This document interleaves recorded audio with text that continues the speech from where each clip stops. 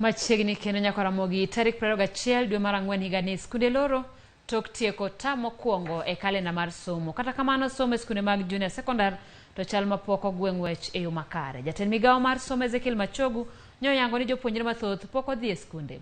Pogruok e paro bende medore e kind jokanyo mamoko. Penjo en ni to jopuonjre biro timo penj e wi kit somo mage kaluwore ni moko kuomgi pok ochak puonji. Tarik 23 dwe ni jopuonjre duto biro loro thuolo machuok mar yweyo mar midterm manyiso ni tam mokwongo e kalenda mar somo chiegni rumo. Jopuonjre mag Junior Sekondar bende geno ni biro loro gi jowadgi. Kata obedo ni mudho pod okwako chenro margi mar somo. Jatend migawo mar somo Ezekiel Machogu wacho ni somo dhi makare.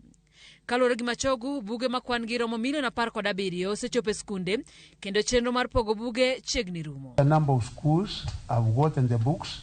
And I also want to convey that we have not been able to give all the schools up to now because the publishers sometimes have been slow in publishing all the schools as required. Moko kuom sikunde wacho ni gin kod buge mag somo manok ka kuonde moko to kata buka achiel pok ochopo negi. Hatujapokea vitabu vyote, tunanunua.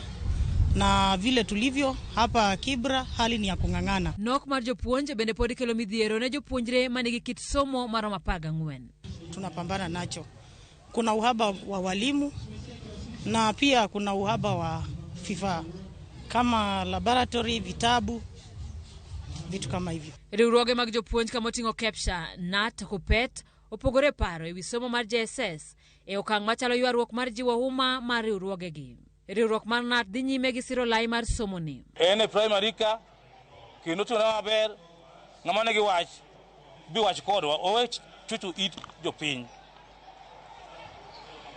Wawacho ni kiko kele siasa weche mag puonj nyithindo. Kata kamano riwruok mar Kupeto wacho ni lai ni ok dhi maber kendo nego piny owacho luong twag gi jokanyo wi daro JSS tere skunde mag sekondar e kind weche mamoko. Weche giduto medo mana kiko lai mar somo mar JSS ka koro ngima jopuonjre odiedo e kinde adiera mar piny owacho, siasa mag riwruoge mag jopuonj kod adiera manitiere skunde.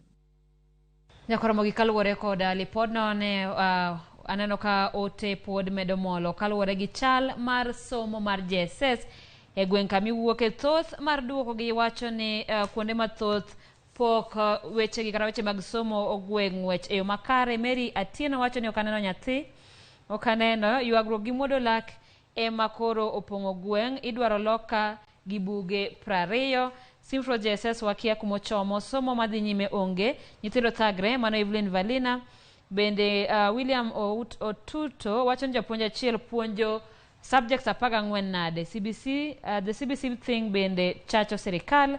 Quinto Duor wacho ni akia kata kore gi atache Mesha Kogoma wacho ni onge ndi nyithindo ksom tugo ema tugore. Jakonyango wacho ni dhi maber to jopuonj ni kanyo penjo ni nyalo dhi maber nade ka jopuonj onge. Ka bende Lilian Wande wacho ni okaneno gimobergo.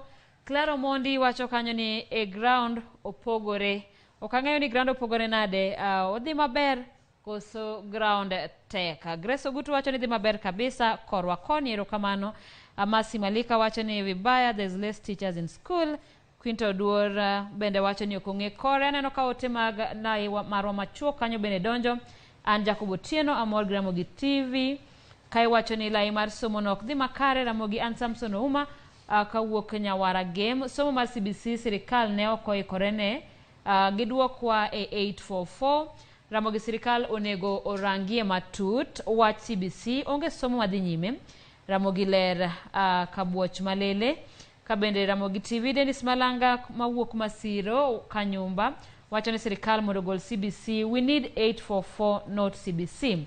Ramogi TV and Mark Aloga japuonj achiel ma jokom anene yo makare kata kamano wantiere kamoro achiel. Onielo Nelson wacho ni no maber wach JSS ka okwatang' kaka jonyuol to wadhi hinyore. Sirikal we wuondowa ere ka japuonj achiel masomo subjects 2 nyalo puonjo subjects 14 chenro mobagni